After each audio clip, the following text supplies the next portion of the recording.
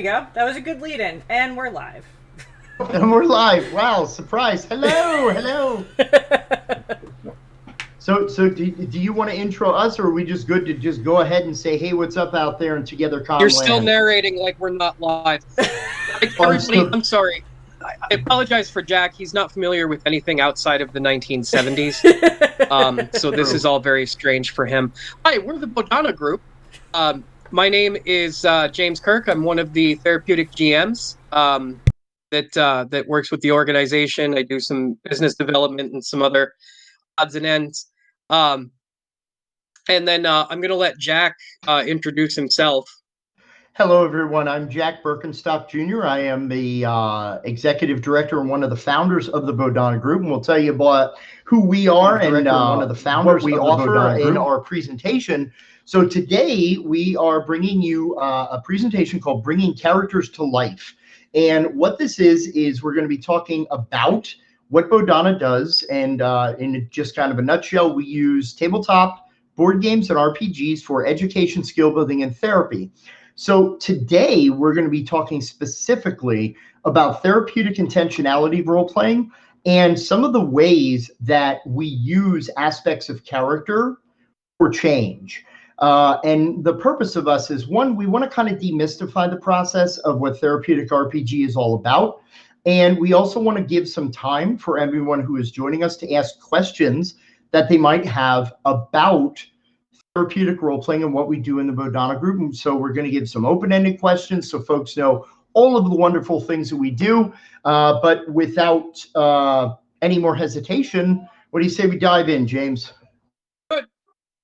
All right. And it is great to be a part of TogetherCon 2021. Bodhana Group has supported Real Women of Gaming for quite some time. I know we were supporters last year of one of the cons that was run, and we look forward to much more involvement in the future. So kind of briefly said who it is that we was, but I just wanted to add for good measure that Cool Minis or Not, Simon's Marvel United is life. It is an incredible board game that has taken over part of my existence. But James has a differing opinion on the other side of the fence. Yeah, so I am massively lost in all things Gloomhaven. So that's where my life is. I think I'm involved in like 3 or 4 different campaigns. Just a few, right? Okay. Just a couple. So like we said, Bodhana is a nonprofit. We are currently based in York, Pennsylvania. We've been in operation since 2009. We use tabletop games for education, skill building, and therapy. So you might ask, what's a Bodhana? Well, this is actually a picture of our board of directors at our annual convention, Save Against Fear.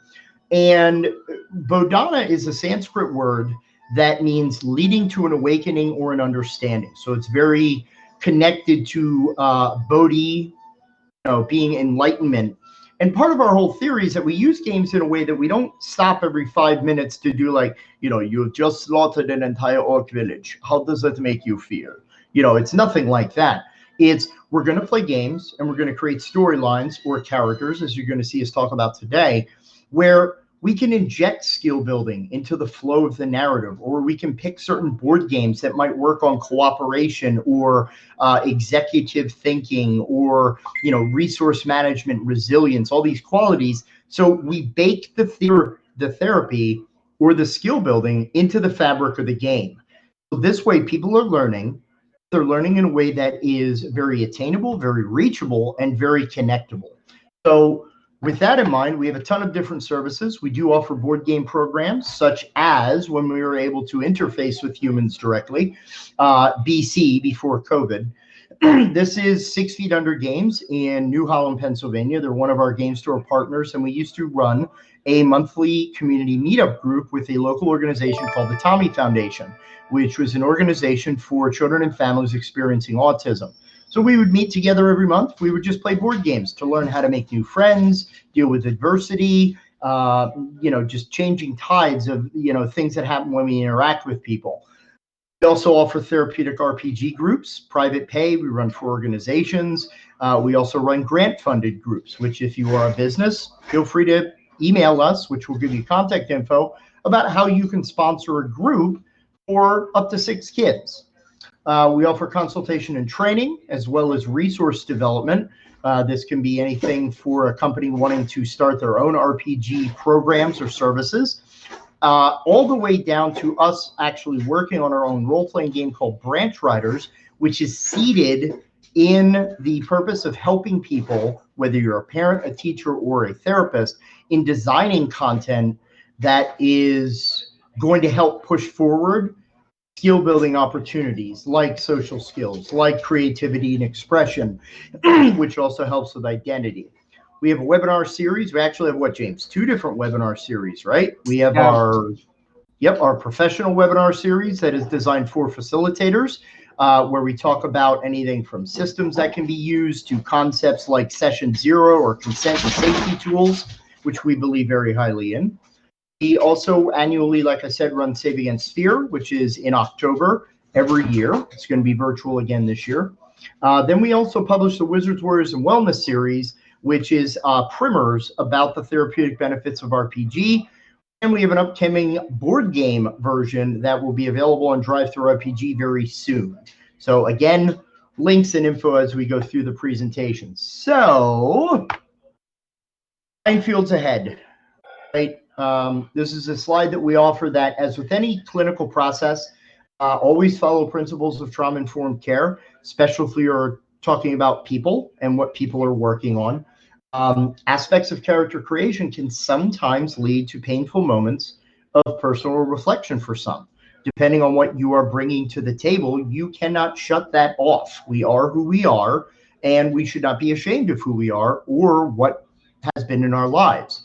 Part of our goal is to help people move forward through exploration of material and engagement with others to get more comfortable to discuss it. The safe word is cucumber. Additionally, and I think this is all our general caveat, James, right, is if you are not a professional therapist, please do not attempt to utilize RPG for therapy or do any other kind of clinical work with people. You must either be degree licensed or trained and experienced to be able to utilize these techniques, because there's a lot of clinical. It's not just we play D&D or we play Savage Worlds or Shadowrun or any of the other systems we use, and all of a sudden people get better, right? You'll probably hear mostly that we don't really use D&D a whole heck of a lot. We mostly use other systems because mechanically they're a little bit better. But of course, talk from where folks are comfortable. So that's kind of it to get us started. Anything I left out there, James? I don't think so, sir. All right, we're cooking with Crisco now, right? So, which means fat. Yes. Which it's ask your parents. It's another old reference. So our purpose today is we have a lot of things that we're going to try to cover in the context of this presentation. We're going to reintroduce you to character sheets, what commonly is found on them. More importantly, we're going to talk about the core elements of a character sheet and how you can use these not only for therapeutic benefit, but also for personal growth and development. So we're going to make therapeutic connections. We're going to talk about things like empathy and theory of mind, character versus player identity. We might talk about bleed, which is a term that they use a lot in the LARP community, but also in the therapeutic gaming community. And then we're going to finally talk about WWYCD, which stands for What Would Your Character Do? So we hope, as with the title of this presentation, that people can bring characters to life. You can bring lessons that you've learned through playing your character to day-to-day living. And we're going to have some fun because James and I are just party people. We are fun. We definitely are fun. So, James, you want to kind of start us off, or? Yeah, so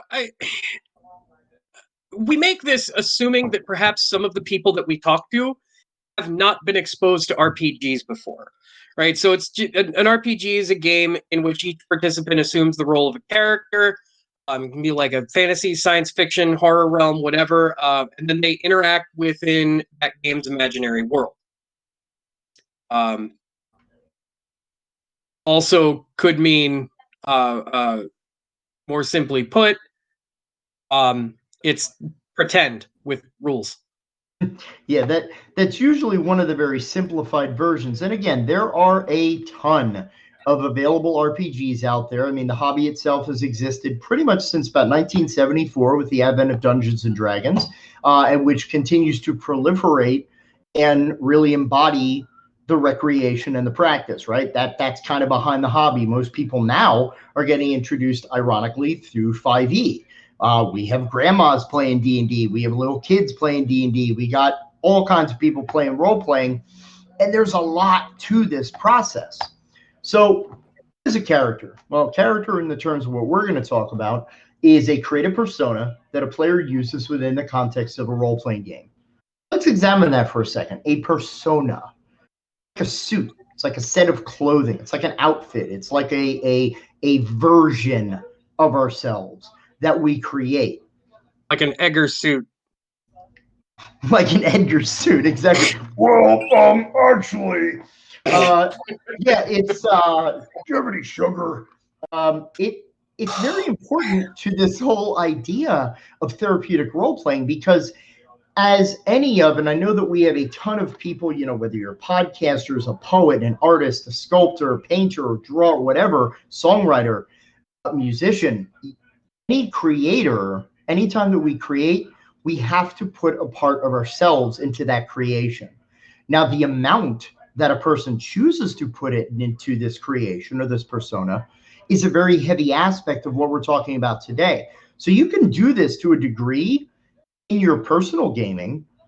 Again, I kind of use the thing that when I way back upon a time, because I've been gaming since I'm 12, and that means like 37 years behind the screen, right? What it also meant was that when I was 12 or 13, I was a very shy kid. You may not believe that now because I'm a freaking goof on camera and I'm like, please, attention, give me more, right? When I was a kid, I didn't speak up for myself. I had very low self-image, very low self-esteem. Because I was a small child, I got bullied incessantly. I was made fun of constantly, also because I was, you know, kind of a bright kid and I read a lot and I studied a lot. So, you know, in the era of the classical nerd.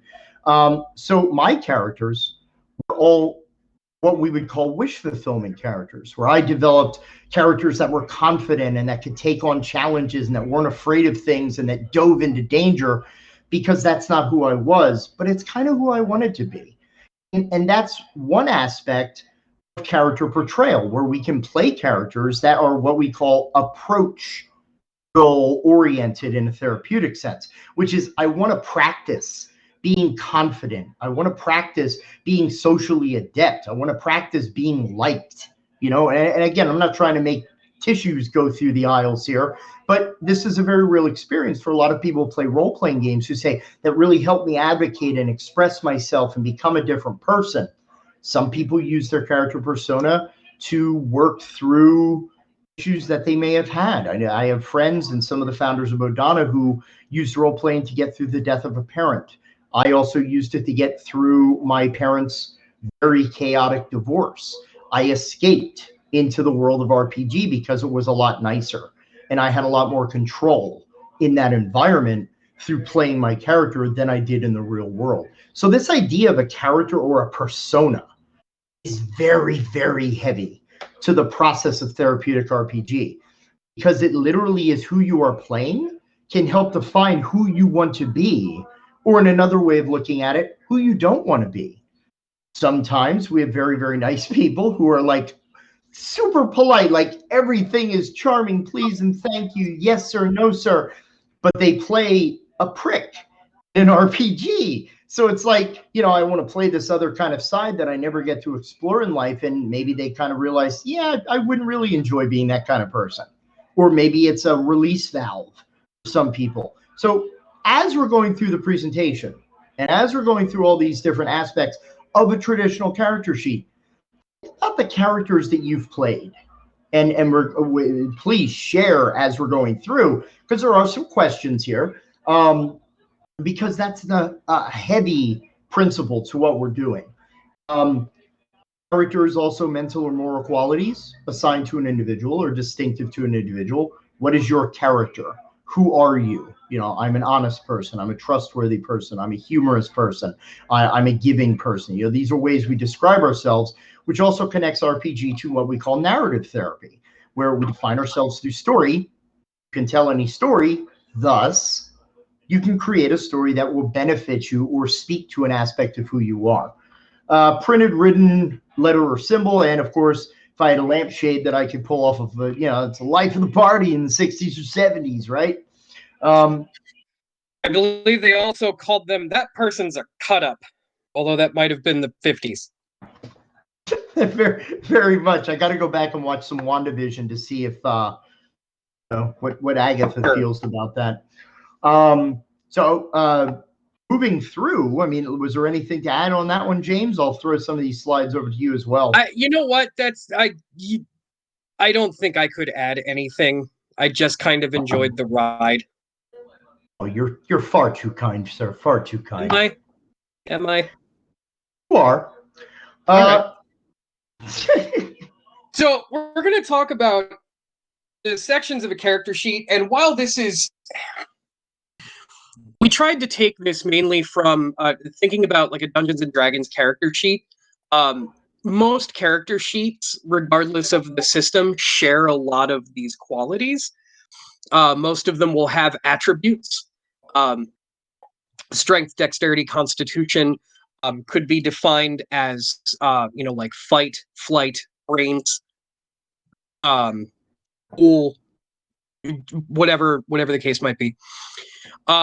That will lay out generalized blocks what your character is at than other areas. Traits or things that help to further define attributes. Alignment, that's always weird. It used to be required to have an alignment to play a neutral good character. What does that mean?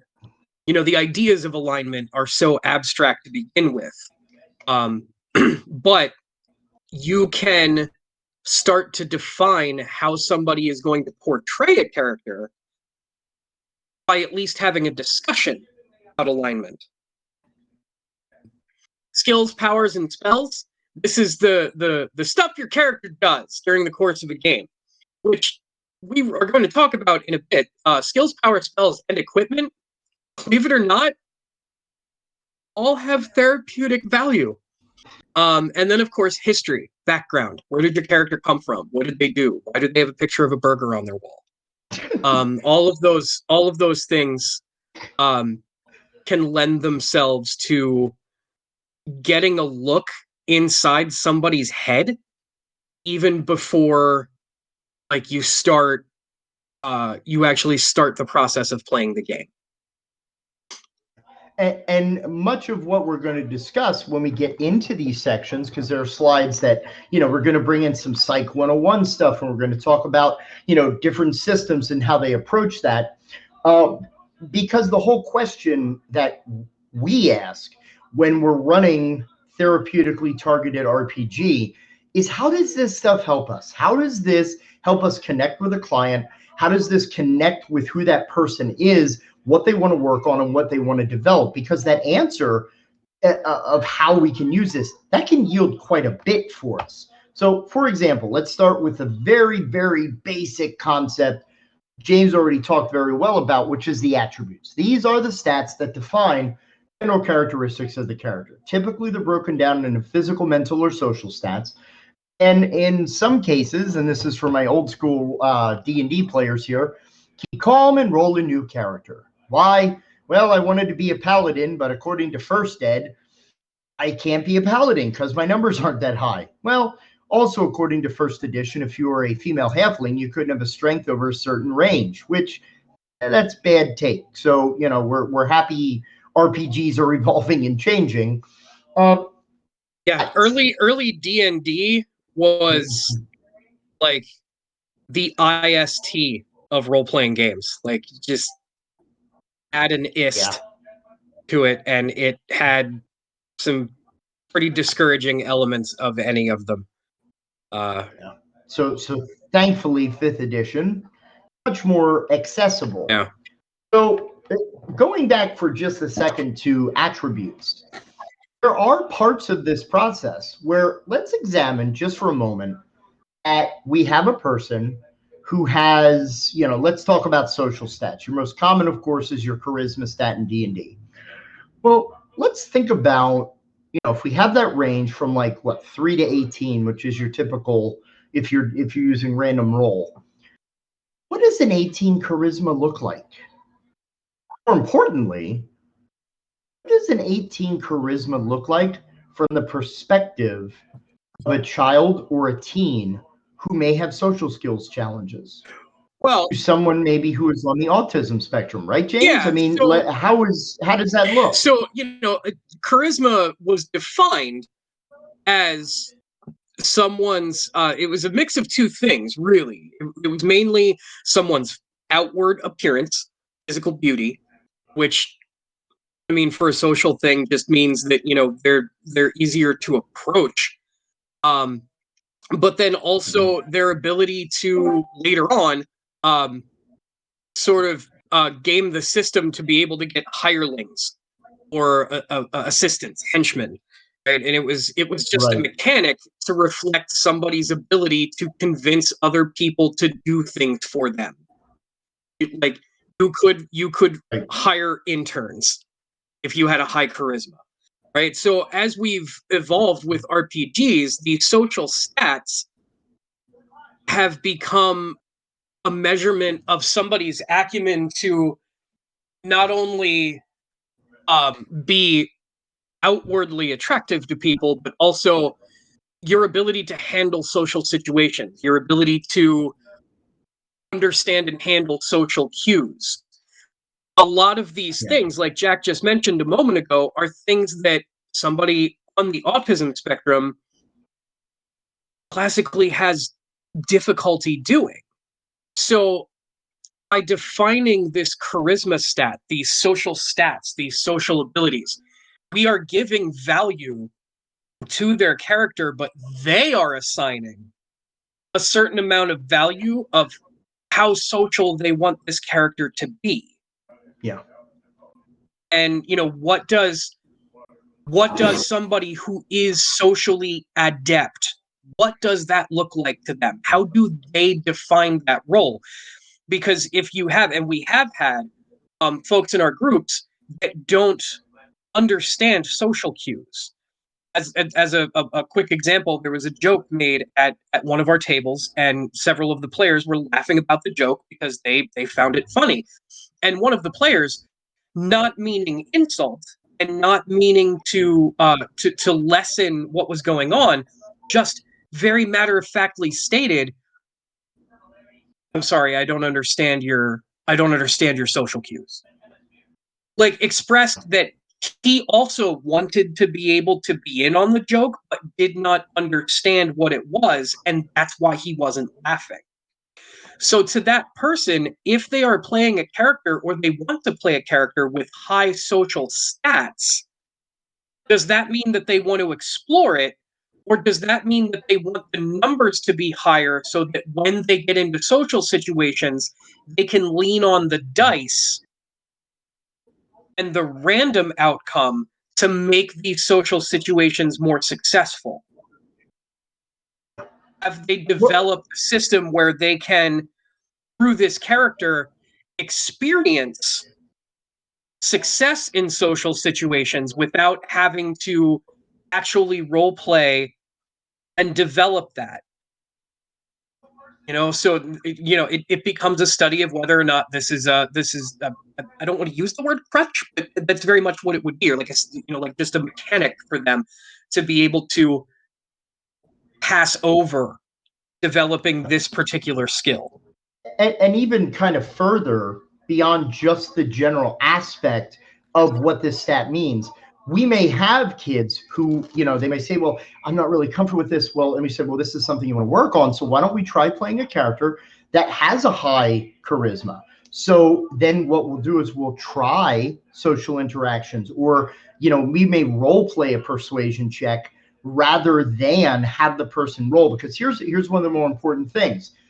Development of the character towards a certain goal means that the focus of the player as client goes toward that area of practicing, rehearsing, developing these skills, kind of in a real world application, quote unquote. It's a game, but instead of us saying, well, just roll to persuade and it automatically happens, what we'll do is we'll kind of stage the difficulty. So if a person, for some players, it might be, okay, guys, we really got to get the bad guy because it really sucks what he's doing to our town. So we got to beat his face in.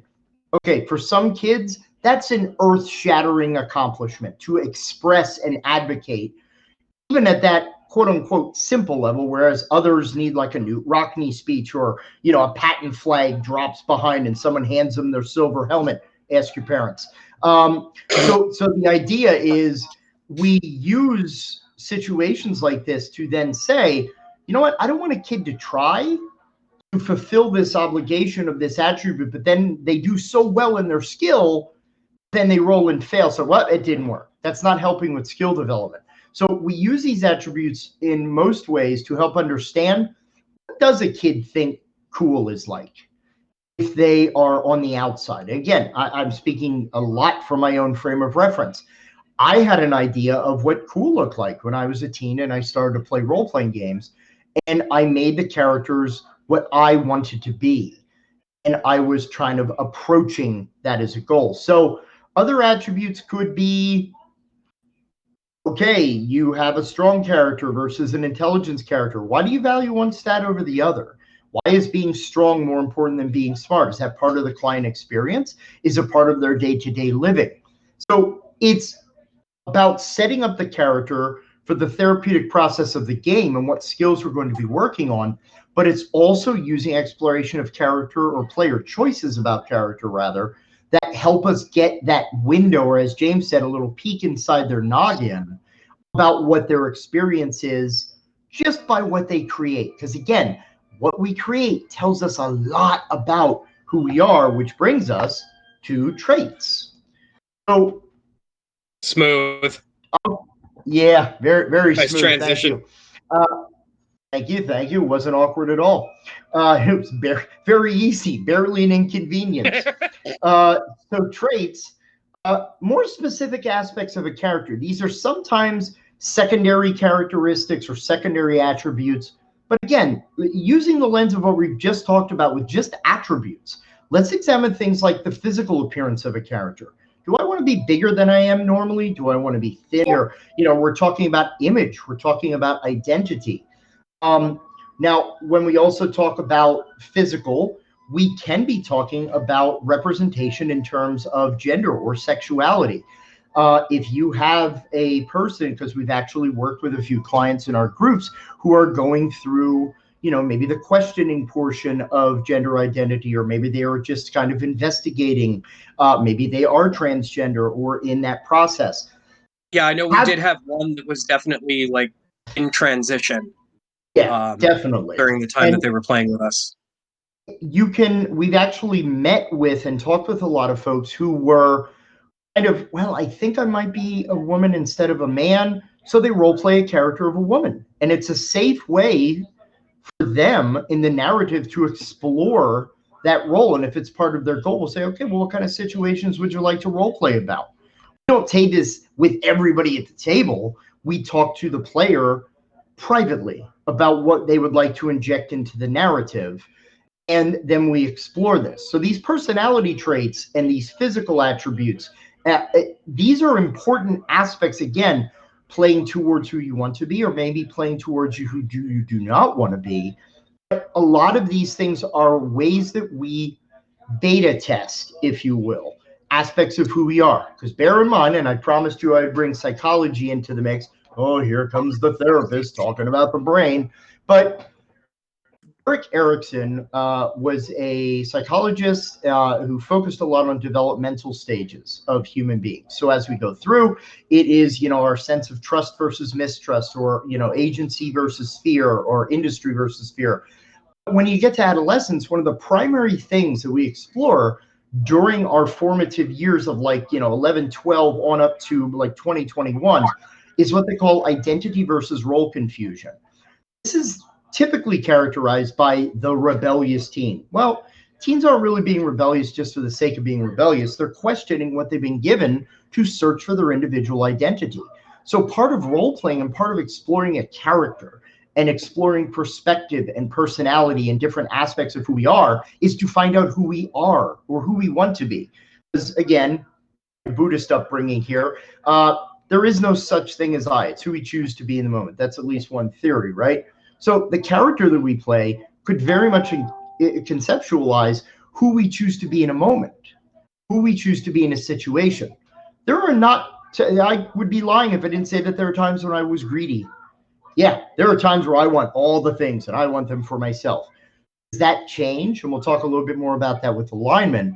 But thinking about all of these things that are baked into systems with D&D 5e, we have our ideals, our flaws, motivations for characters. The reason that we go questing or adventuring, the joke in Shadowrun, of course, no one does wet work. Everyone does wet work. We kill people, and most systems are murder hobos aplenty. But when we stylize, go ahead. White Wolf in their storytelling system would use advantages and disadvantages. Or like which we do talk about. Yeah, hindrances. Like the idea that your character has a hang up. They have something that they're stuck on, something that they can't, resist. A flaw. Now, imagine if a player chose a flaw or something that was a disadvantage that reflected something in a real life challenge that they have.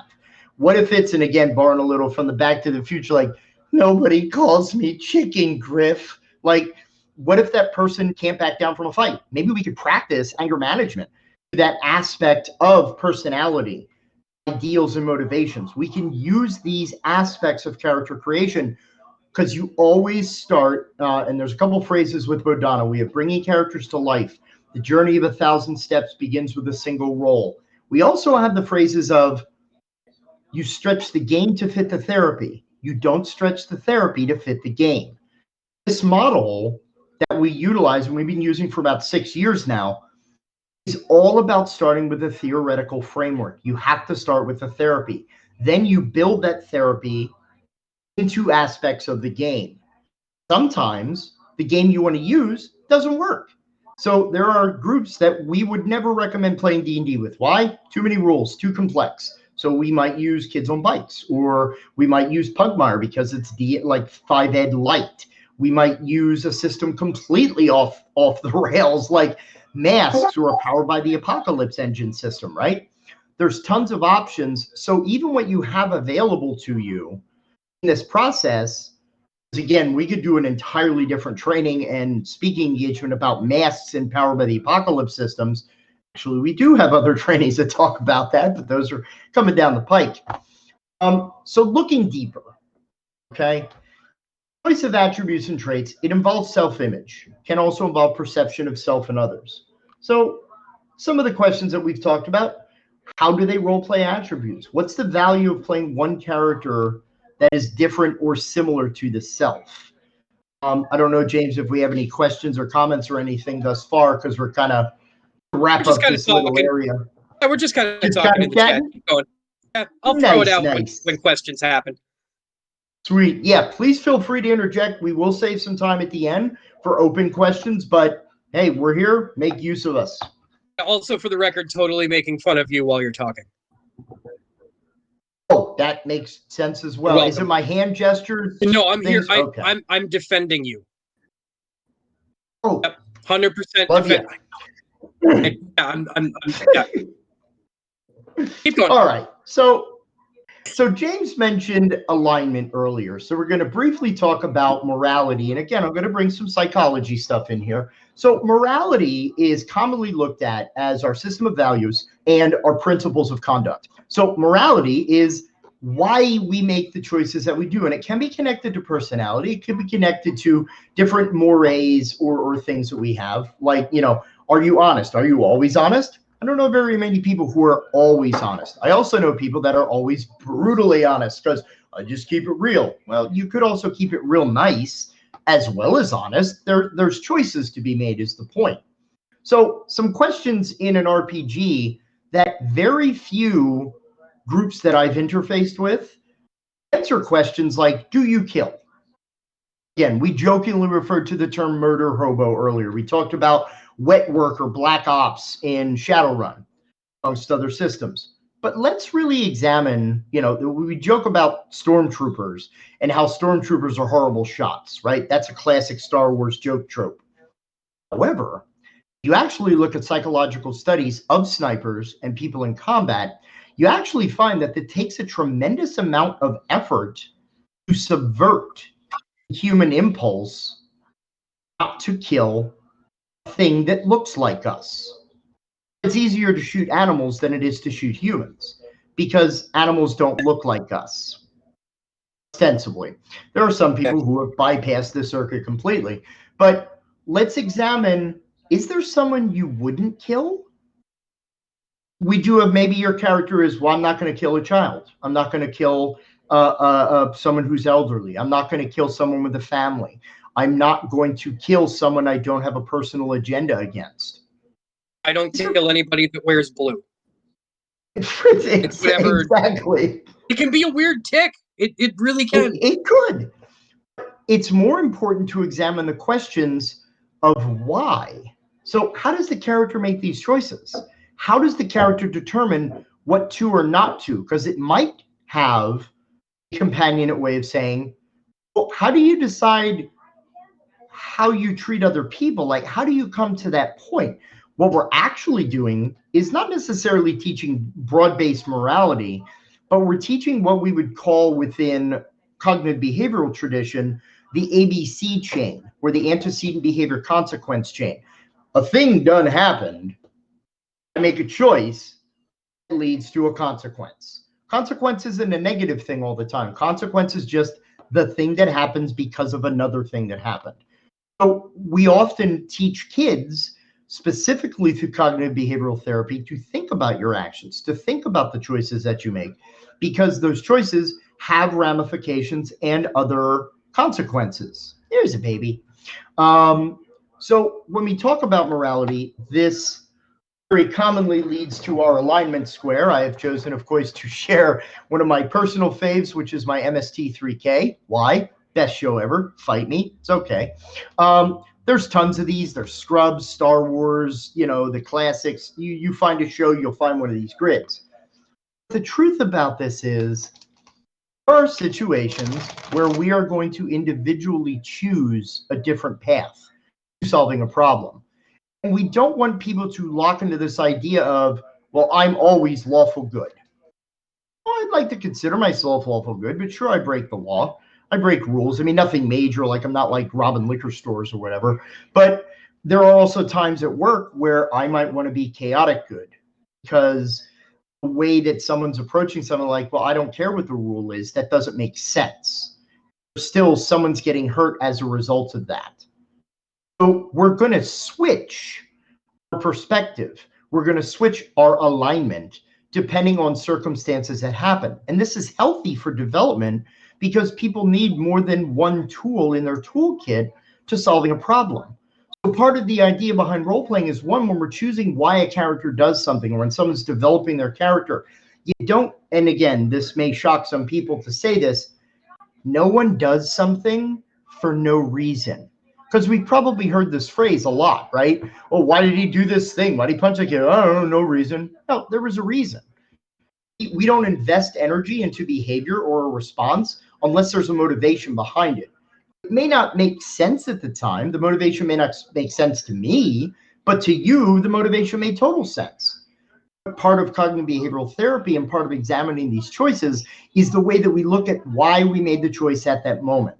It's not about good or bad necessarily, because that's a very, talk about time being wibbly wobbly. Oh my God, moral choices are even more so. But in the Psych-In, Goldberg had a moral development set of stages where we talk about different ways that we learn about what is quote unquote right or wrong as we grow and change and develop. So with kids, it's punishment or obedience. It's literally what you got punished for. So if I didn't get caught, I didn't do nothing wrong. Why? There was no punishment. When we get older, we develop things like social contracts. Well, right and wrong is determined by personal values. So I've made an agreement with people that may not agree with everybody's rules. I mean, again, no spoilers, but a lot of ends justifies the means conversations that we just have seen in Falcon and the Winter Soldier, right? Talks about social contracts and do the ends justify the means and how are we coming up with these decisions and how to treat other people. Role playing can help in that development just by giving moral quandaries, or even further, giving consequences to behavior within the game. And again, this is something we don't see a whole lot, where you murder hobo and do a whole bunch of killing. It's kind of like, well, that was the thing. We got treasure, so that was awesome. Well, hold on. There's an action and a reaction system here. I'm killing everybody I run into because I want to be a BA with a swinging sword. However, I might get to the next town and the mayor's like, oh, you're the celebrated heroes, right? Get out. The party's like, but we're heroes. And they're like, no, you're killers. And I don't want all the people you've wronged marauding my village because I had you sit up in the inn tonight. You could sleep outside, but you're not coming to our town, buddy. Situations that cause a person to reflect or think about their moral choice or their moral reasoning in a situation can lead to developing, because one of the tricks about the brain is your brain doesn't really know the difference sometimes between real and not real. So we kind of can use that to our advantage. Your brain is actually not as brilliant as you thought it was. And I'm not talking about like you in the front there raising your hand. I'm talking about people in general.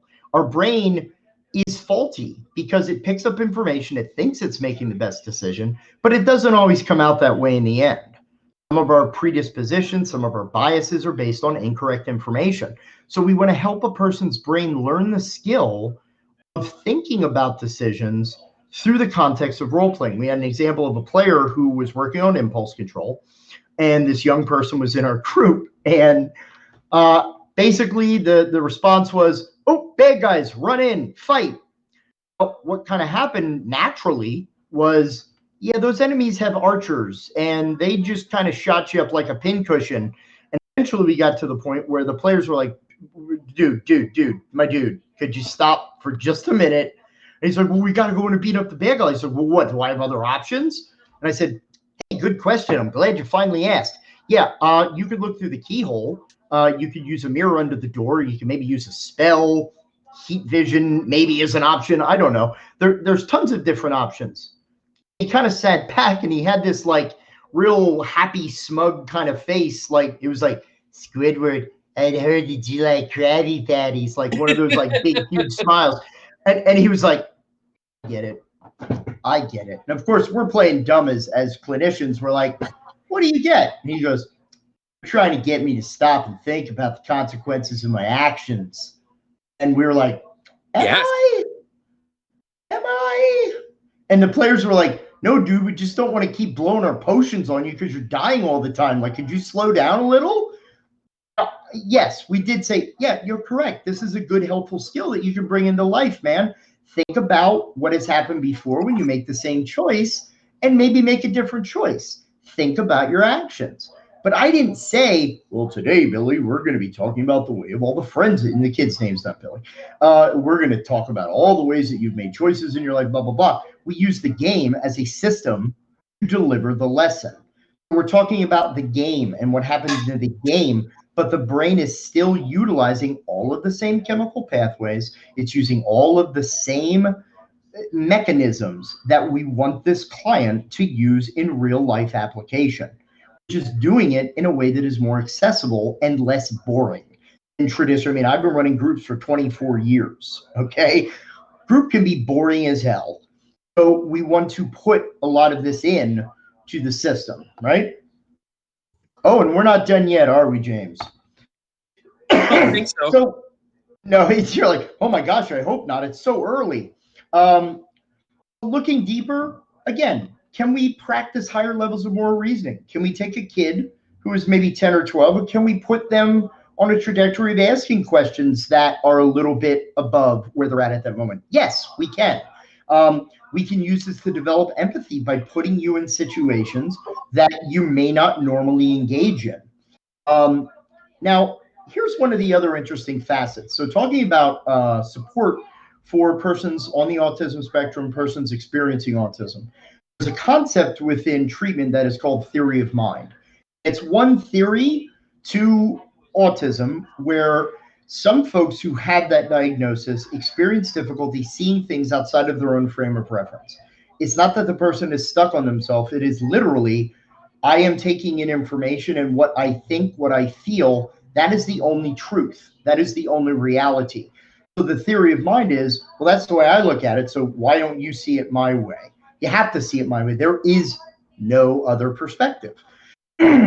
Using some of these scenarios and some of these what if, for instance, type of exposures can give a person insight into, well, maybe there is a different way of looking at it. Or the whole, like, I jokingly refer to it as the David and Goliath paradigm. You know, well, gosh, I never thought about it that way, Davey. Again, ask your parents, or in this case, probably your grandparents. But utilizing moral choice, moral quandary, different consequences to choices. We're helping people explore the personal narrative and how it could be different from what you might have thought. Anything to add on to that, James? Oh, you're doing fine, Jack. Yeah, I was just gonna say I'm like cruising at 75 today. It's got to be the shoes, right? So skills, power, spells, and equipment. People may say, well, wait a minute, skills are different than powers, that are different than spells or equipment, because a skill is the thing you do, but equipment is the thing you use. Yes, but in the context of what we're doing in a role-playing game, skills are how you solve a problem. Powers are how you solve a problem. Spells are just powers that are magic, which is how you solve a problem. And equipment is typically an item or technology that allows you to, I kind of sound like that Jim Gaffigan bit about like Mexican food, where it's like, yes, it's meat and cheese and vegetables and a tortilla. But these are all things to solve a problem. So not only does it give definition to a character, you know, it's Black Widow versus Hawkeye, it's Legolas versus Gimli, right? It's also agency, a character's motivation. So these are how you solve a problem. It's your options. So if we can look at the skills of a character, or the spells or ability of a character, or the equipment the character has, we can look at loading player as client with different options.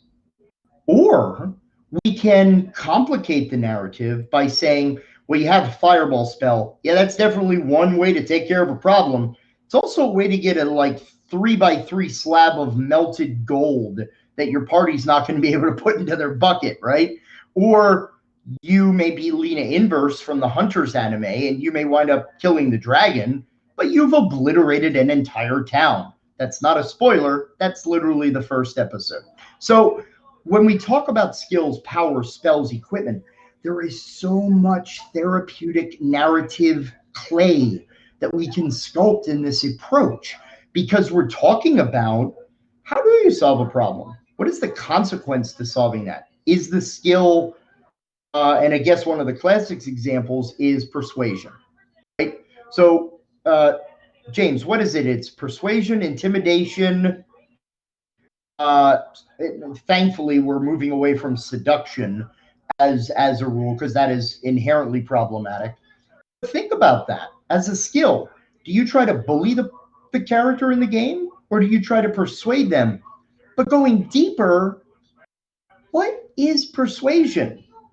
We all know what crystal blue persuasion is. That's a group. But what type of persuasion? What does that look like? Are you bribing someone? Are you orating and giving a speech? Are you trying to convince? Are you trying to fast talk? Are you trying to con? Those are all very different subsets of a similar approach of using your words. But it's teaching people through just exploring how you use the skills, not necessarily just the skill itself, but how are you using that skill in that application speaks volumes to me. Not only as a facilitator, like a therapist, but also think about this from the perspective if you are a parent with young children and you want to use games for skill development and enhancement. You can bake just as much intentionality into a homes game that you play as a family as you do with a clinical intent. Explore what persuasion is and have a natural, like, oh, okay, so you tried to force this person. We talk a lot about like NPCs where, you know, people are like, well, I don't know what the heck that NPC is all about. They just like said they wanted to talk to this person. Take the time to think about that NPC. They're in that world. They're not a piece of wallpaper. They're not they're not furniture. They're people. And the people that your players encounter in a therapeutic standpoint, as well as a developmental standpoint, are examples of real people that the player might encounter. So you're also teaching life lessons. And again, look at all of the nuance. Look at all of the levels. You know, it's parfait, right, Shrek? That we're baking into this process. Because when we design our interventions for our players, we look at all of these opportunities that we have for therapeutic and beneficial growth. We can do it through an NPC. We can do it through exploring the skill, how you use the skill, how you select who your enemies are. Like there are so many levels. Because again, it's Uncle Ben. With great power comes great responsibility. If you forget that message, don't worry, McGuire. We'll repeat it 35 times in the movie for you, as well as all the subsequent movies, right? That's anything I called missed there? theme. That's called theme. That's a message. Message for you, Sam. Yeah, so the tool here is learning about your players as far as whether or not your players are developing the ability to create this can sound repetitive, create creative solutions, like, you know, making creative use of the tools at their disposal. Or do your players look at everything like a nail, right? And they're a hammer, and everything on their sheet is a hammer. Being able to dive into those choices, being able to decide, like, the classic thing of the wizard casting a fireball spell, and before picking up all of their six-siders, they look at the table and say, guys, I'm really sorry, right? Because somebody's going to get caught in the blast, usually several people. You know, why make that choice? Was there a better way to do it? Perhaps burning hands would have worked better today. Yeah. You know, there's ways that you can evaluate decision making based on the skills, power, spells, equipment used for a particular task. Or even with some of these things, like let's look at spells like a charm spell. It's a very interesting thing that another system that some of you may know about, some of you may not, but we're huge fans of the Kids on Bikes series from Renegade Game Studios. Doug Lewandowski and John Gilmore were the primary developers. They've since then developed two other games. One is called Teens in Space.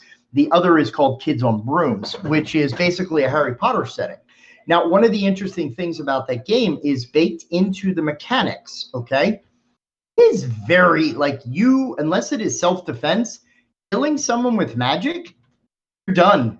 Your character literally becomes an NPC because the game wanted to be very explicit about the use of magic. Now, again, rules, guidelines, you can choose to do what you will, but from a developmental standpoint, even magic, like a charm spell, that takes the ability of another player or another character, another being, a sentient being, to choose for themselves is highly frowned upon magic.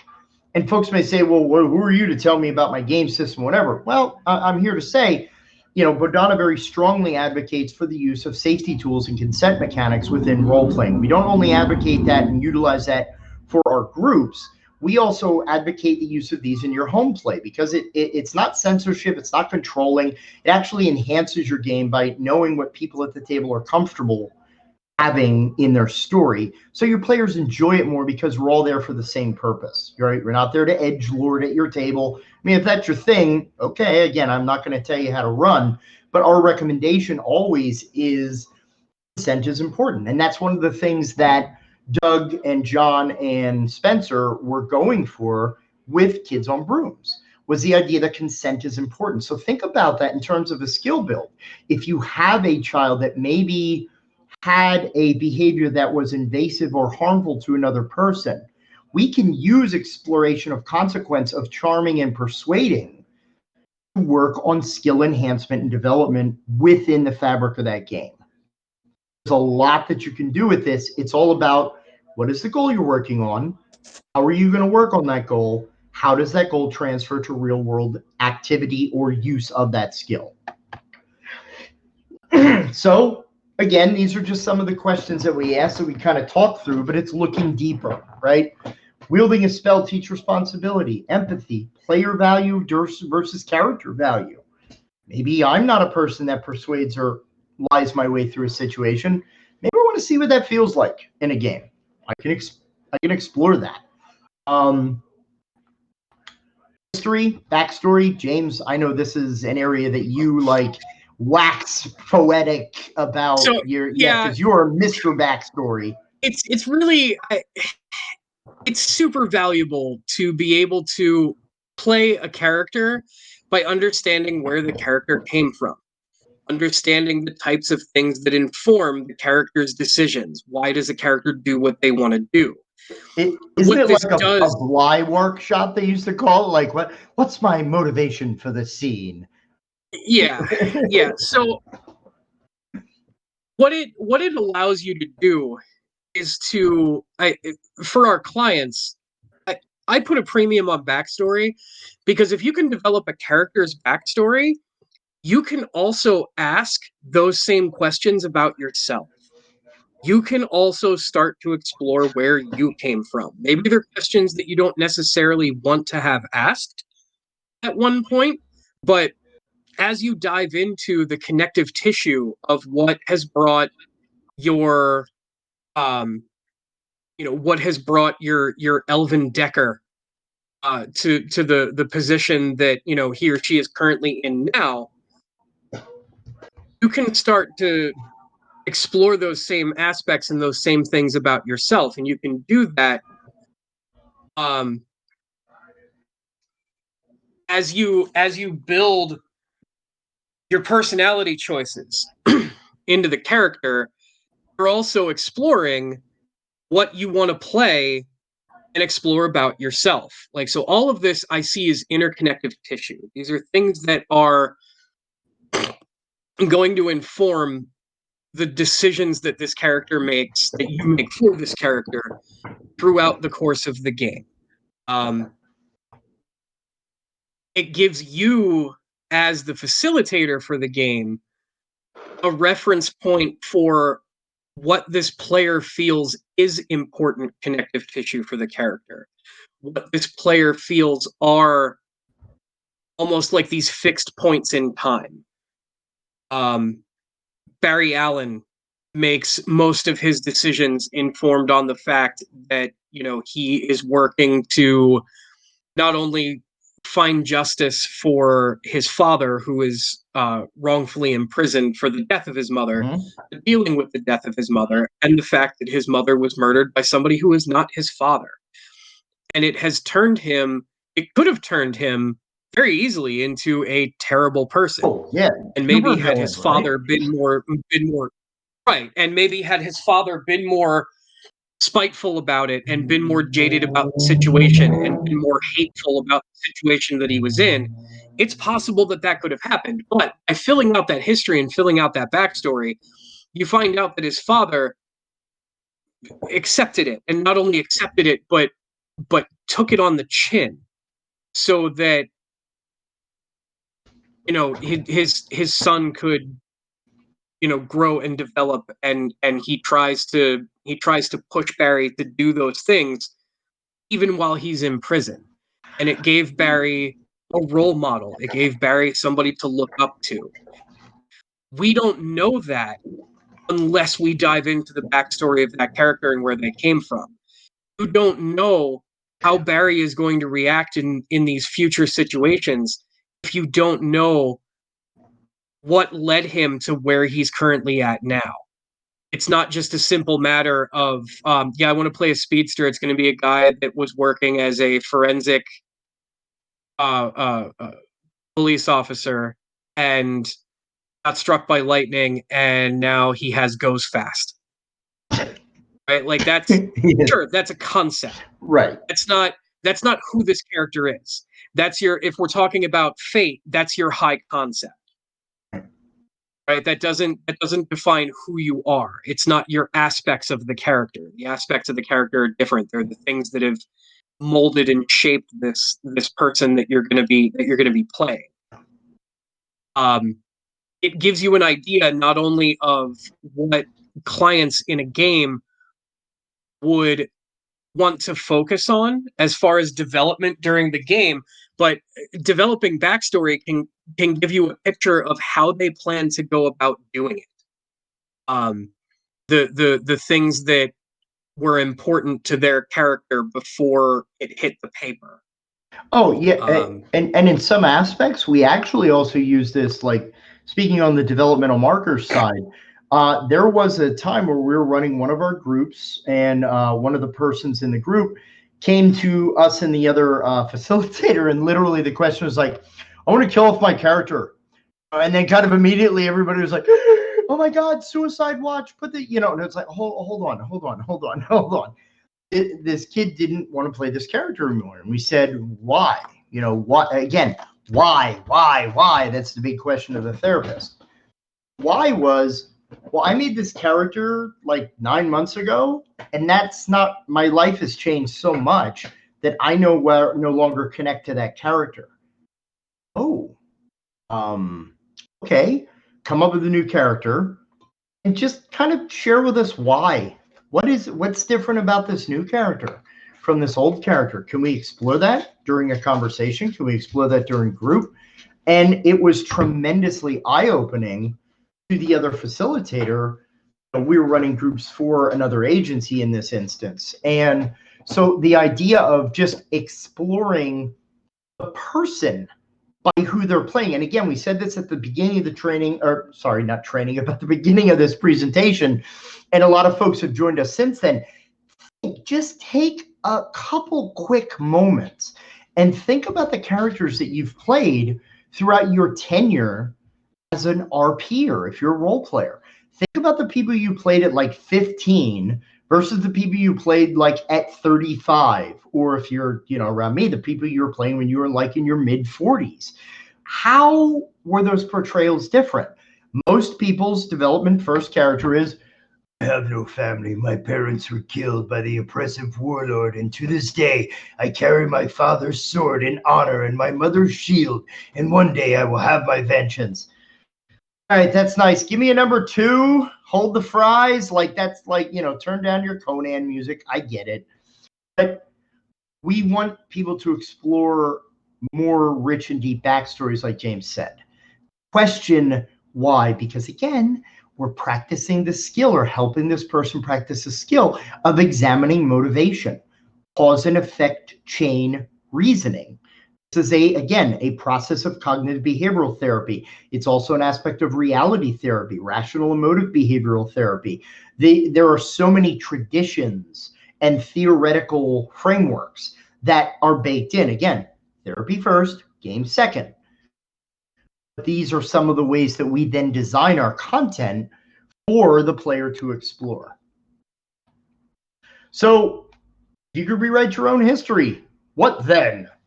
Then I say you. But seriously, think about our own history and the stories we tell people about ourselves and where we've come throughout life. Different perspectives lead to different narratives. Another thing about the brain, when we tell stories, your story is never absolute truth. It is a fact that we know about brain development. It's even the source of a couple of stand-up bits. I have a story that I sometimes tell. Oh my gosh, we're getting a lot of folks. This is awesome. Way back when I was in kindergarten, I had a teacher who was obsessed with Barry Manilow. And there was a talent show at my local elementary school. And we did a live on stage rendition of Copacabana. Now, if you've ever listened to the song Copacabana, that's a horrible choice for an elementary school. Like there's drinking and drugs and violence and it's, death. And, the last verse of it is depressing. Now, the point is, I was 5 or 6 when I was on stage in this weird neon colored whatever. I was Barry. I was like singing Copacabana for the crowd while people acted out gymnastics behind me. I don't remember that. I had my mom's story that she told me about being there. Now, obviously, the truth was taken and altered because of mom's pride. But then further, when I would tell this story to people, I would hit certain beats and occasionally I would tell a joke or I would slip in a reference and I got a giggle. I got a laugh. Okay, keep that. Cut this. Don't tell that part. Add more to this. These are narratives that we tell. And over time, I believe it's from a movie called The Man Who Shot Liberty Valance. It's a famous Western where towards the end they say, when the fact becomes legend, print the legend. Because the story that we want to tell is the person or the hero that we want to be. And we always, to a large degree, want to be the hero, or we are always the focus in our own narrative. So if we're using our backstory and all of these different adventures that we go on, and this again stretches back to the beginning of everything we've talked about today, where it's the skills your character uses, because eventually you lean on certain abilities or powers. I'm a fire mage. Okay, that clearly is a direction. Why? It's important. But as we string all of this together, bear in mind, these things that we've discussed are where we get our story ideas from. It's where we develop our plot lines. It's where we develop, the six-fingered man or, the man in black or whoever your character's enemy is, or who their friends are, who their NPCs are. So everything about the therapeutic experience of RPG comes from where we start with the development of this character sheet. And it constantly is a feedback loop of, this happened, this is what was learned, this is what was changed, this is how it goes back to, Fazzini said to go back to the beginning. So we go back to the beginning and we reintroduce all of this learned information back into the fabric, back into the recipe of what we're cooking on the therapeutic stove, if you will. So a lot of this, and again, we've talked in minor points, so I want to make sure that we're allowing enough time for questions and stuff for people. But we are challenging self-image, empathy, personality. Part of the therapeutic process is to challenge some of these preconceived notions. It's a very simple aspect of what Lewin called the change model. We unfreeze, change, refreeze. It's a very simple way of looking at, we have a certain way of looking at the world. I want to maybe go change it a little bit so it has new information that has shifted your perspective. As a player, we want them to think about how they have changed as a result of this experience, which again, I'll challenge you. What have you learned about yourself through your role play? And, we can chat about that. Feel free to share it in the discussion, because all of this is about exploration and alternatives. Okay. So we'll kind of go to questions because there's always just one more thing. But before we drop the PowerPoint and go to questions, contact us if you want more information. And this is about our programs, about everything it is that we do. www.thebodhanagroup.org. That is our main website where you can find out all about our programs, our events, the services that we offer, all things Bodhana, including our free to view community webinar series. We actually, I think the latest one we finished up with that was sports. What did you call it, James? Sports Mad Mania? Yeah, sports mega mania ball fun times or something. Yeah, it was. Yeah, webinars that are focused around board games primarily, but we want to talk with accessibility to let people know about the skill building opportunities for board games of their family game night. But all things Bodhana are there. You can email us at the Bodhana Group at gmail.com. Look for us on Facebook at just the Bodhana Group. We offer more of our local content and things that we do, again, when we're back in the community, local game stores, conventions that we go to in person. Follow us on Twitter at the Bodhana Group.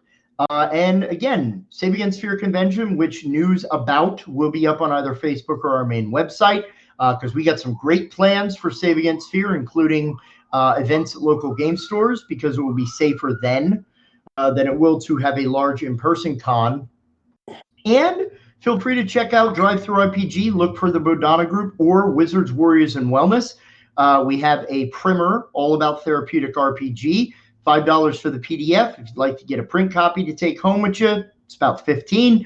All proceeds from that go directly to benefiting our mission and our vision. I think that's kind of about most of it. I feel good. Feel good. Feel good? I feel good. Good. You feel lucky? Well, do you, Kirk? No. So I'm going to go ahead and... Oh? Yeah. Oh, so we probably so we're going to stop the share, and I hope I didn't mess anything up there. So do we have any questions, any comments? I know that we have a ton of folks who have joined us, so thank you for sticking with all of our nuttiness and information. So what do we got? So before anybody asks, I'm gonna pop in and ask why each of you do what you do. Why do you do this? James, go ahead first. So I started playing RPGs when I was 6 years old. My dad brought me to the table, and I made a character, and that was a lot of the connection that we had when I was younger. And then I developed a lot of the skills that I use now, specifically because I was at a table.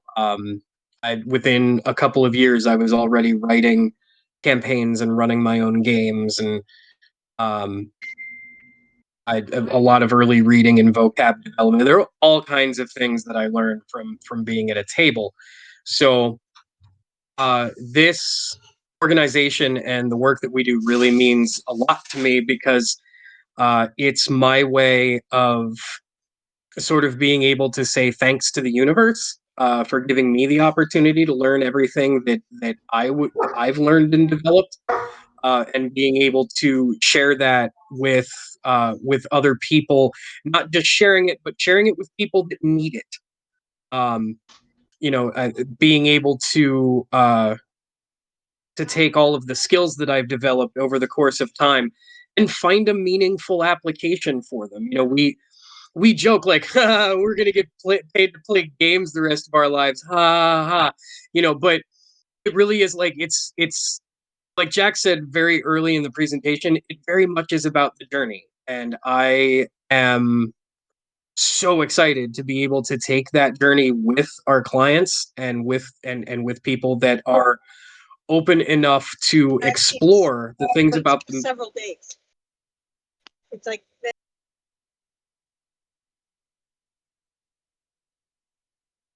I think they muted. Go ahead, James. Okay, sorry. Yeah, so it's about being able to explore with them, and be able to lend my experience where it's helpful and provide them the same space that I was provided to develop, and not be judged or be under a microscope. I could make mistakes. I could ask questions. I could learn about the things that I wanted to learn about. I was free to do all of that stuff, and I so value that.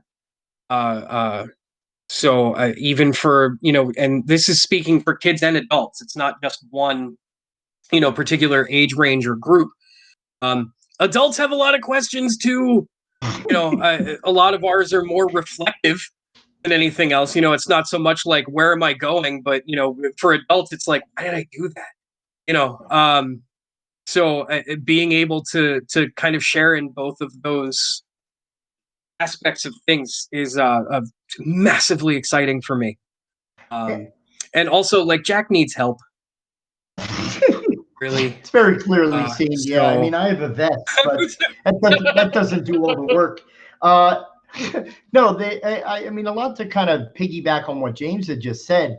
My process was somewhat similar. I mean, but also very different. My first role-playing game set when I was about 12 was a D&D red box. My mom said, "Hey, we got a great, income tax return. You can buy anything you want in the store." And I said, "The red box. I want the red box. Not I want a bike or I want, and so I didn't know what the heck I was doing. It was just me and three friends in a study hall making up our own game as we went along. But as as I went through and I started getting more into role playing, I really found that this like performer was inside of me, just aching to get out, and just from turning me from the shy person into this person that, as I became a therapist later in life, as a result, it was weird. All these role playing saved me. Role playing, it really helped me from going down a very dark path that I was very close to going down when I was younger.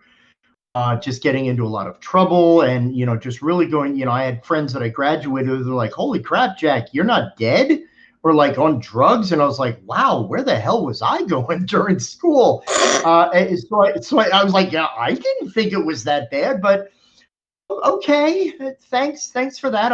One less person on Facebook I need to talk to. But I'm not sure I want your version of the most likely to whatever about me. So yeah, exactly. It never said that in the yearbook. Hell, I didn't even try pot till I was in college. But the point being, I realized kind of early on in my process that the reasons I turned to role playing were the exact same things that made me become a therapist. Dealing with stressful situations, being able to handle crisis, being able to explore creative ways to escape some of the things that I dealt with. I really felt when those two worlds collided in my sphere, there was a reason. And much like James had said, the things that he was able to explore. I mean, my father hated the fact that I role played. He literally was like, "Why don't you stop wasting time with your friends? There's nothing's ever going to amount to this." And don't get me wrong, I wasn't like, "I'm going to prove the old man wrong and I'm going to do the thing." No, that's not what it all happened. It was, "Yeah, Dad, I'm having fun. You don't get it." It's kind of like pre-boomer, kind of a sentiment on my part. But when I found then analyzing my gaming hobby after I become a therapist, I really saw a lot of this connective tissue. And I think a good way to summarize not only James's experience, but mine as they're similar, it's play it forward. We had these very immersive and beneficial experiences with RP, and the way that we were able to translate that then into the context of what the therapeutic process is. There's a lot of things that are similar about RPG groups and therapeutic groups. We normally have at the end of a therapeutic group the whole idea of, so tell me one thing about group you liked, one thing you didn't like, and what you'd like different for next time. No different than the smoking on the back porch of your GM's house going, "Man, that was really cool. Yeah, I wasn't so much of a fan of blah, blah, blah. But next meeting, next session would be cool if this would happen." It's the exact same process. It's just we're focused on different goals. So that's what I would have to say was kind of, I guess, our share, just this want, having seen the benefit firsthand in my own life, hearing stories about other people's. Why can't we therapeutically weaponize this to people get this benefit just by playing? What if we drove some intentionality behind it and put the therapeutic process to make it more intentional? That was probably one of the biggest kind of boosts for that. I will say that for those of you who don't know who I am, I'm Crimson Pleasure and the founder of Real Woman Gaming, and only an hour and a half later. But I will say that if I have had the opportunity to work with Jack on a personal level, and it was so helpful in the journey of me becoming who I am, and who I'm meant to be, and just for like real women gaming and personal life and everything, it was absolutely wonderful. I wish there was more. Like, I've been in group therapy, and man, it sucked. It is terrible. It's different exploring this stuff through narrative, right? Mm-hmm. Yeah, it is. It's a lot different. It's a lot more of like, it's not like, oh well, I had a bad day today. It's like you roll through your character and you sit down and you're like, oh shit, I had a bad day today, and that really helped. Like, I got that bad day out of my system. It wasn't just talking about your own problems. It was like, it's like working it out without, actually having to talk about it. It's a wonderful thing, and I really wish that there were like more groups like you guys out there, and there are more, things to join. Yeah, one of the things that we are currently exploring, and again, email us if you are interested. One of the things at Bodhana is we unfortunately at the moment don't operate off of insurance. We're working on that, but we do offer private pay groups. We typically, to make this accessible for people, again, we're not going to make millions of dollars doing this, and that's not really our goal. Yeah. Our goal is to get the system out there, but we typically run groups with a private pay rate of $40 for a 2-hour session. So we are looking at hoping to start adult support groups for anything from anxiety, depression, trauma and abuse recovery, to social skills and interaction. I mean, we again, anyone's story can be told, so we can work the story to anyone's benefit. So if you're interested in exploring groups, or if anyone out there that watches this later would be interested, just email us at the Bodhana group at gmail.com, and we'll give you information. And again, we're looking at starting as many groups as we can to help get this service out to people who will benefit by it. So do either of you have like, and I know that I know that with, we'll just turn this into an interview. I know with different type of people, obviously I don't have my makeup. Everybody needs something different. But do either of you have like a favorite system as a go-to for a group? That's a tough question. I can tell you, Jax is probably Kids on Bikes. You know what? I have I know how to play Kids on Bikes, and I would like you to guess why I know how to play Kids on Bikes. Because I've met Jack. Oh yeah.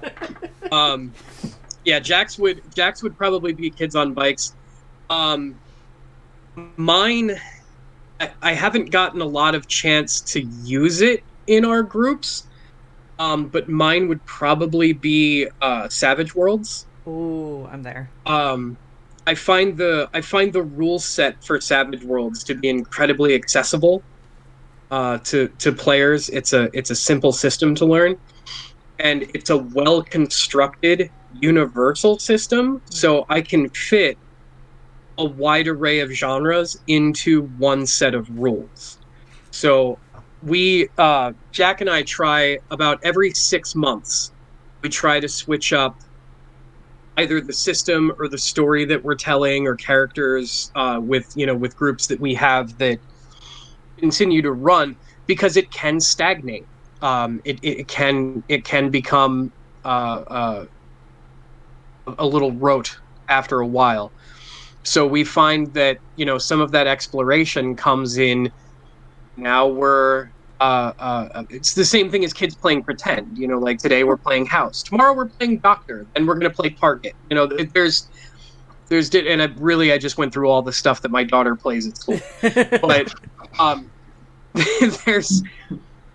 there's value in being able to switch those genres and characters every 6 months or so, because you can take there might be some things that you can't explore with your grumpy gunner character in a sci-fi game that now you can explore in your modern day treasure hunter that has that's the rogue with a heart of gold. There's different ways to be able to define and play those characters. So we try to switch things up, and I really love Savage Worlds. For that, we've used we've actually used the Deadlands setting. Oh, I'm a Deadlands nerd. Yeah, me too. I backed all of the things for the edition that just came out. I have my Marshall's badge. I went kind of nuts with it, but um, so we used Deadlands because the facilitator had asked us if we could run a game that would allow the kids to practice crisis management skills. I'm sorry. No, and no, that's I thought, perfect response. what better way than putting them in a world where quite literally everything wants to murder them all the time, and putting them in this world where they have to deal with uh, not only real world Wild West consequences of the cops and robbers and Native American tribes, and there was all of this turmoil and upheaval in these just towns that were never really safe. But then add in vampires and werewolves and zombies and ghosts and other types of supernatural things, and then also add weird science and flamethrowers and giant mechanical spiders that are in Wild Wild West movies. And so put all of that stuff together under this one umbrella, and there's very little reason that your character should not constantly be going like every time they step out of their door. Yeah, So and I would say to add for the kids on bikes experience, one of the things I really love about that system is it's intensely collaborative. You even start the game by collaboratively around the table making the town that you live in and creating the landmarks and the rumors. I mean, one, I like it because it's very much the lazy GM that my players create the adventure for me. But seriously, I think it also engages more collaboration around the table, that now the players together have created a story, which means they're already aligned. Yeah. And that's done at session 0. That's important to the therapeutic process, because now, as normally it's like, oh crap, how am I going to get these D&D players to care about each other if they all have their own account? Oh, Death Trap Dungeon. Well, that's, okay, the ceiling's coming down on you. You're going to learn to work together pretty fast. But if we could, do this in a system that allows you not only to create those rumors and those landmarks, but you also create the relationship ties, because the adventures all take place in a small town that you create. So everyone, or of everyone else. Small town. It invites a lot of interpersonal dynamics, which are great for social skills. Also, the theme. I love 80s properties, whether it's E.T. Monster Squad, Goonies, Wolfman's Got Nards. You could tell all of those stories. And then the system also then is similar in different genres. So now you have fantasy magic, you have space, you sci-fi. So a brilliant system that is also immediately accessible to players. So even people that have never played an RPG, which is something we run into, kids that want to do this but don't know D&D, it may take 3 weeks to 4 weeks to teach them how to play all of the D&D. So again, we use, about like 12 different games offhand that we could use. Yeah, that's like the short list. Yeah. Jack and I together, between the two of us, could probably like tomorrow run close to like between 50 to 60 different game systems if we if we had the call. Some things that I would say about Kids on Bikes that I really like is it proves the phrase that people tend to care more about the thing that they help create. Yes. If you give them characters, they care about the characters that they're playing, but maybe they don't so much care about the world, because you're making the world, you're putting them in it, and they just have to react. If they're sitting there creating the world and we say to them, TJ, what's a landmark in this town? Like a thing that everybody knows, that everybody refers to, and they make what's basically Stoner's Point. It's a statue of a giant bear that's missing one of the paws, and one of the jokes is that the paw is missing because the Stoners converted it into a bong that they've hidden like somewhere around that area that they use. Like, this is the thing that they came up with. It's my favorite moment of the weekend.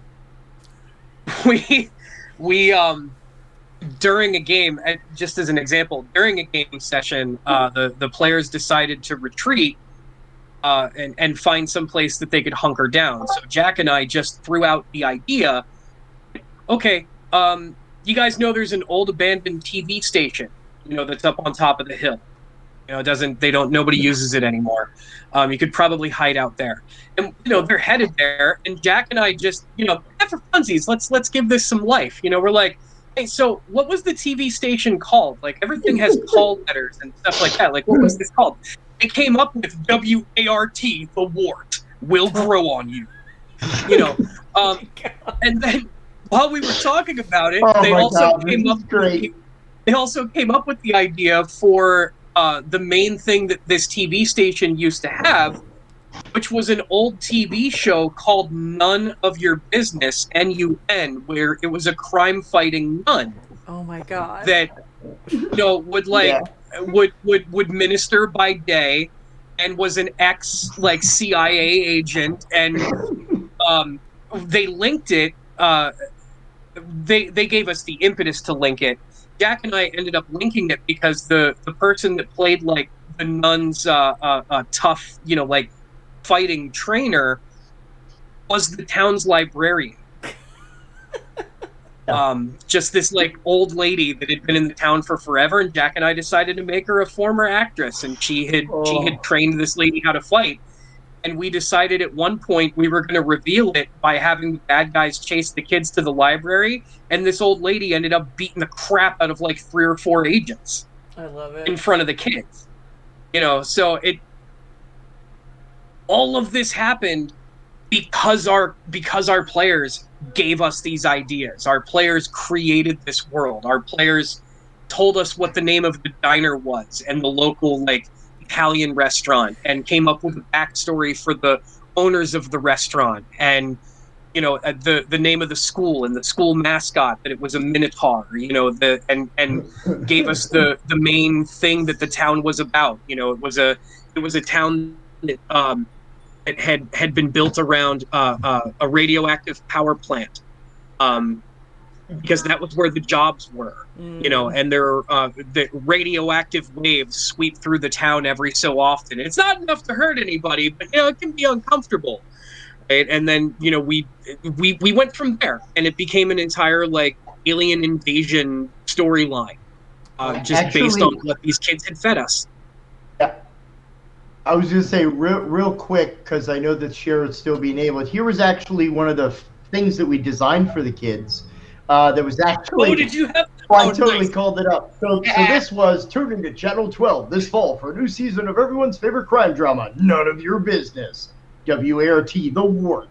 So that was the symbol, and then it was also featuring local librarian Karen Masters, his sister Bridget O'Donnelly, Beatrice's mentor and trainer, and the kids loved it.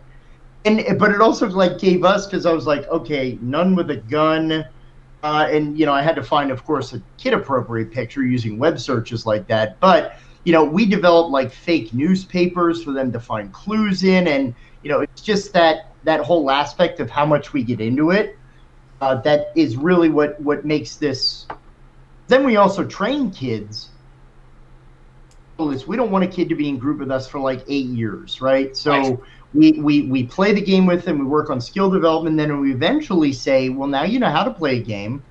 And we sometimes will even run sessions in local game stores. And then we encourage the kids to kind of go back in an Adventures League game, play in a Pathfinder Society game, start up your own game, start a club at school. So our idea is to not only teach RPG as a management strategy to work on goals, but also as an engagement strategy. Because one of the biggest things that helps in any treatment paradigm is the idea of natural supports. And how many of us in this room that are RPGers can, oh my God, I've known Teddy for 20 years, and, one person going, well, I met my husband, gaming, or, whatever the example, these relationships that we form, it can be very impactful. So we want to teach the kids how to be GMs, how to run their own games, having that confidence to go out there. And we actually have one kid that his mom was like, I don't know what you've been doing with my son, but he's no longer hanging out with the bad kids at school. He actually started a D&D club at school. born out of his love of RP, so he doesn't get into trouble anymore. And even the school is like, what the heck are you doing with this kid? And we're like, we just play. And we help him explore who he is through the identity of play. And now he has this whole new world where he's looking at designing his own RPG. 2 years ago, that was not where that kid was at. So we even see a rapid turnaround in kids just based on engaging this model. I just realized we had long questions there. We're coming close to time. I'm sorry about that. No, that's fun. It's Fluffy's talking about how he got to meet some of the kids from Monster Squad. Monster Squad. Favorite movies. Actually, what's funny is my name is Horace. What's funny is one of my DMs, Vinny the Troll, who runs Malhaven, which is our Sunday night show. I have known Vinny. I have been playing with Vinny. He has been my DM for 25 years. So whenever he comes around, and we've played Deadlands, we've played Champions, which is how I learned algebra. Absolutely. We've done it. We've done D&D to death. We've played so many games, and whenever he has that moment of, like most DMs do, of, oh God, am I playing? Is having fun? I scream at him that I wouldn't be hanging around for 25 years wasting my time if he weren't good at it. Right. But most of my closest friends, we all play some TTRPG together, and it's a great time. And I feel like you learn a lot, even if you're not doing it in therapeutic reasons. I think you learn a lot about your friends through the characters they play, the actions that they make. Well, absolutely. I mean, that's one of those other things about like safety tools and consent mechanics that, you know, when we talk about these, most people are like, well, you don't tell me what kind of story to run around. I'm like, okay. So first of all, we advocate very strongly for a tool called Script Change, which is developed by Bo Yeager Sheldon. And they developed this system like 10, 11 years ago. And it's phenomenal because, you know, you have a pause button, a fast forward, a rewind, so you can like go back and run through it again. You can slow forward if it's like a tense scene to make sure everybody's okay. And the beauty part of it is that it also does things like instant replay. Man, that was cool. Can we replay that scene? Or at the end, doing like a rap meeting where we talk about like our highlight reel about what was awesome in your system. So you're then learning what your players want, which means let's focus on what's good about our game and what's good about our session so that when we run the next group, or the next session, it's even better because now I'm doing the stuff that my group loves and that my group wants. So just, again, learning boundaries, learning how to approach people. All those things are very essential elements because we also say about this process, it's not enough to just be a good therapist. You also need to be a great GM. Because if I don't engage my players with an exciting story or an exciting experience, they're done. They've checked out. Yeah. So it's as much about balancing those two roles of group facilitator and RPG facilitator. You have to marry those two. Otherwise, it's, and you go into the castle, everybody give me a notice roll. You know, it's very boring, you know? You talked about earlier consent in session 0 and how important they are, and talking to people about their limits. And as somebody who, and I'm very open about it. I have complex PTSD. I have suffered trauma. I'm very open about those things, and I just want to like point out to people who may be listening that. There are a lot of people I know who are not open about their trauma or their experiences. So I think a really like a one-on-one session before you do your TTRPGs is really important. So you might get that moment where somebody's like, hey, look, I have a problem with anything like anybody hurting kids. I really do. And it may sound like, oh, okay, maybe they just got a kid thing. But what you don't realize is they're trying to say, hey, I've been through a situation. And if you hurt kids, it's going to be bad for me. It would be a triggering memory. And again, there's many tools out there. I think part of the idea is, one, you want to, with safety tools, the goal is to be respectful of your players, that you don't want to re-trigger or re-traumatize somebody with content. It's also about having a good time. In that, if there is, because in script change they talk about having a pick, a squick, and an ick. So a pick is basically, yeah, keep it coming, John. Yeah, more, love it, it's awesome. A squick is, okay. If it's in there, it's not going to upset me or trigger me, but I'm kind of iffy about it. So maybe if someone's doesn't feel comfortable saying absolutely no way, which would be an ick. An ick is absolutely not. No child stuff, no animal stuff, no this stuff or whatever. The idea of what it means to a person. Again, I've for those of you in the audience who maybe I didn't mention this, one of my primary treatments that I've done and have experience with over the years is I've worked for over 20 years with persons with sexually problematic behaviors and persons who were the victims of sexually problematic behaviors. So I dealt a lot with persons on both sides of this equation. And one of the biggest things that I found is that creating a culture where a person not only feels comfortable stating, this is what is uncomfortable to me, this is what is problematic for me. Most importantly, that player, that friend, that person at the table, their mental health and well-being so much more important than your damn plot or the adventure that you've written. And I'm sorry, I get heated about this topic very, very easily. That having that person know that it's okay to say, hey, I'm not okay with this, and to have that be respected and honored is so beneficial for someone who has gone through any adverse experience, because it shows that there is a safe space that encourages that person to open up more. Because the more you develop safe space, I mean, we had a situation, it'll probably take way too long to describe it. We had a situation in one of our games where it all started with, hey, I don't want dragons maligned because I think that that's wrong, that everybody assumes all dragons are evil and I love dragons. So could we not corpse loot? And we were like, okay, hold on. We talk about the fact that if there's no corpse looting, there technically would be no leather armor. There would be no studded armor. There would be no scale mail, right? So can we talk about what this really is? And after we got through that, what happened was one of the other characters or players at the table said, yeah, for the record, could we not have any racial stuff? They're in question, of course, African-American.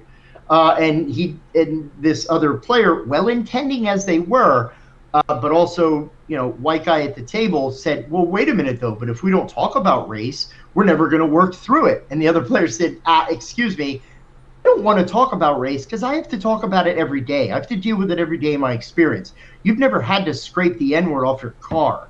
You've never had to, run home because you're afraid of getting the beat out of you because of your skin. Yeah. And so just talking about dragons at that table created safe space that allowed a much deeper issue to come to the forefront. And everybody was talking with each other, and the other person's, I'm sorry, I didn't think about it that way. My apologies. I was wrong. And James and I were sitting there going, okay, so that happened. Like, well, I guess our job is done. Well, yeah, but go ahead. To bring up, and I know we're at time, but it's my convention, so to just do what I want. It's to bring up a very good point about it. There was a moment when a DM on a stream played out the sexual assault of one of his players. And most everybody here knows about it. We're actually having a panel about it tomorrow, about consent and everything like that, consent and role play. But that sent ripples. And it's one, that show ended. All of the players no longer, even the ones that weren't involved, no one wanted to do anything to do with it. Understandably, but that sent ripples. I mean, so he not only sent waves. Yeah, not only triggered the people at his table, But now he's triggered people who are watching, and he has possibly stunted them from ever playing, other people from ever playing, which is a huge thing to me. Do not do anything that's going to stunt somebody else from playing. But the fact that he thought that was okay is beyond disturbing.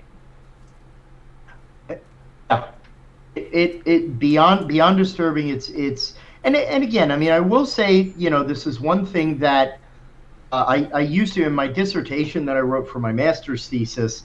One of the phrases that I wrote is that, said that, sexual abuse and trauma is America's worst, best kept secret.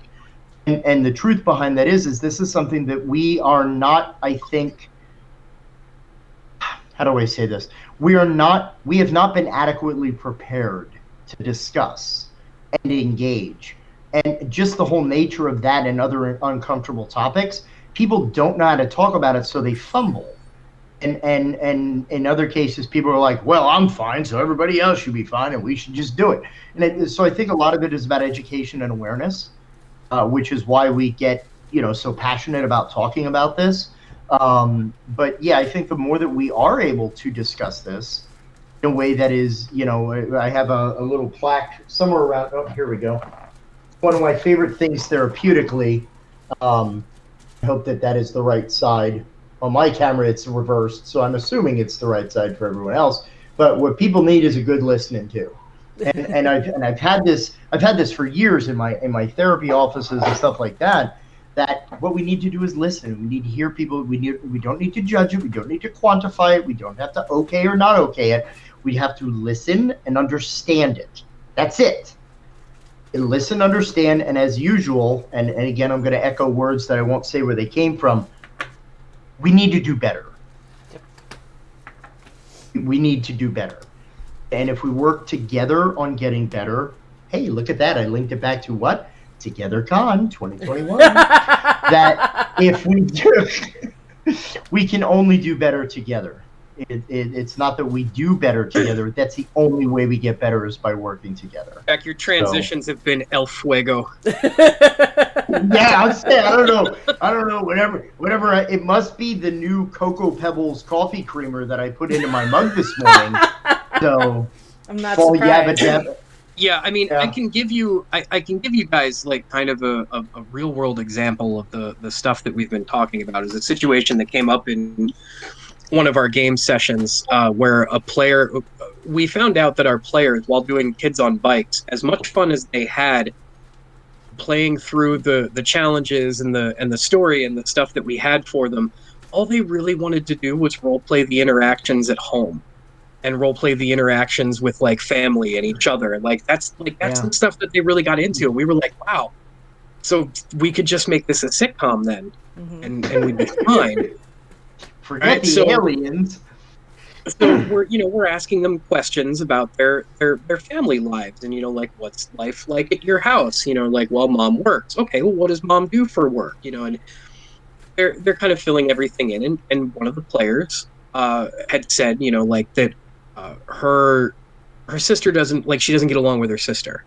Trigger warning, just to give a warning. Yeah. So we're diving into that just like we've been asking everybody else stuff. And we get to the sister, and we're like, oh, okay, well, why don't you get along with your sister? And we're expecting like, well, she teased me as a kid, or she used to steal my toys, or right. She always gets me into trouble. What we were totally not expecting was, well, it's because she molested me. Like just came out at the table like she was ordering a glass of water. And we could have sat there and been like, whoa, okay, time out, and stopped everything, and like, that's not appropriate. We don't talk about that kind of stuff.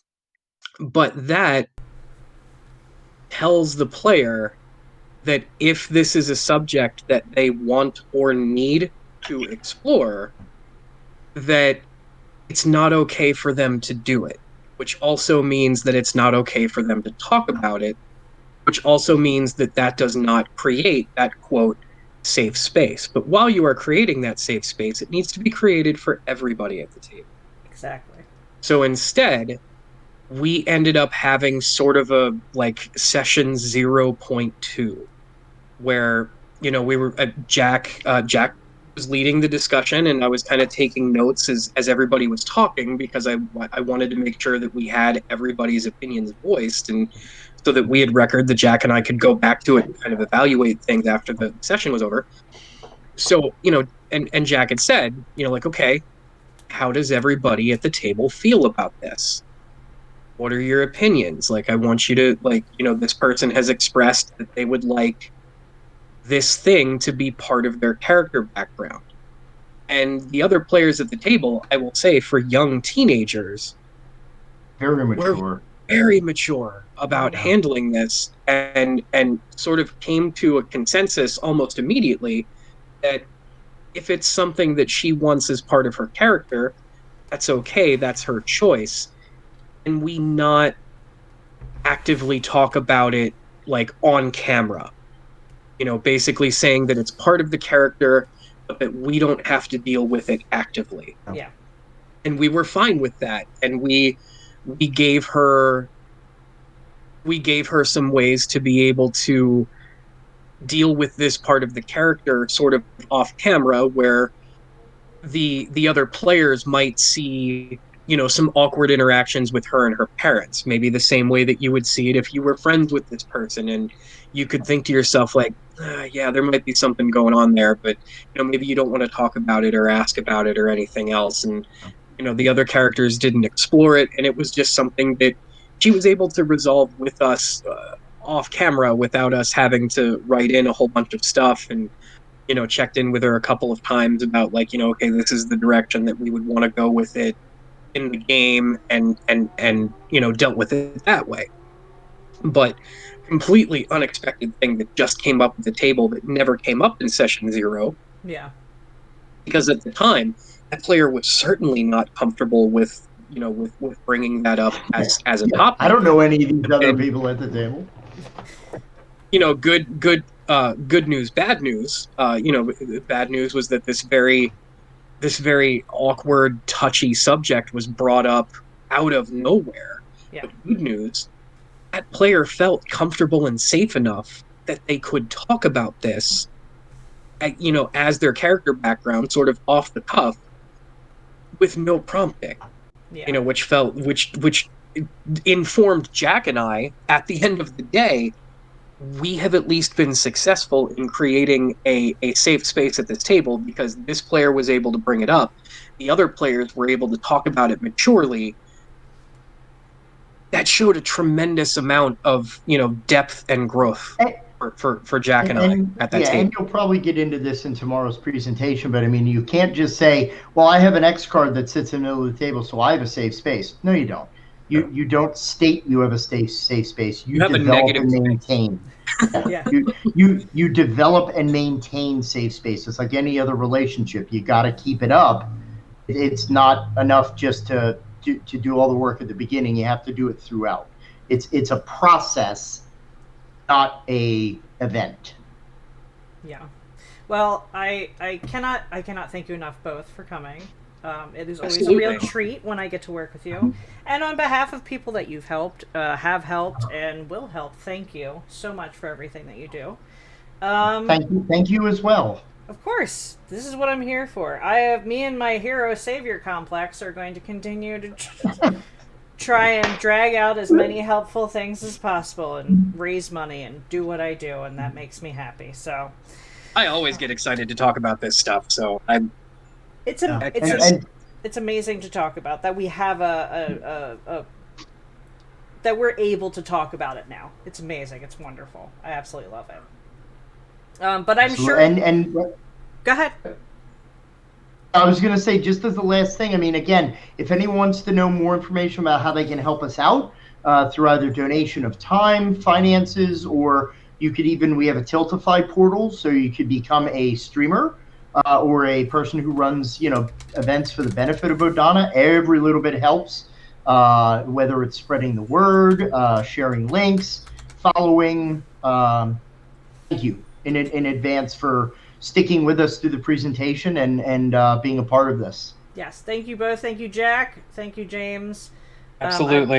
I appreciate you both very much. But James has to get back to his ship, and Jack is needed back in the 70s. So we're going to cut it there.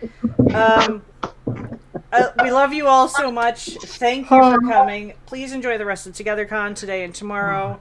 I've got a workshop in like 45 minutes to teach you all how to edit videos. So, be kind to yourselves. Take your medication. Drink your water. Go for a walk. And we'll see you next time. Okay, thanks, boy. Be well. Bye.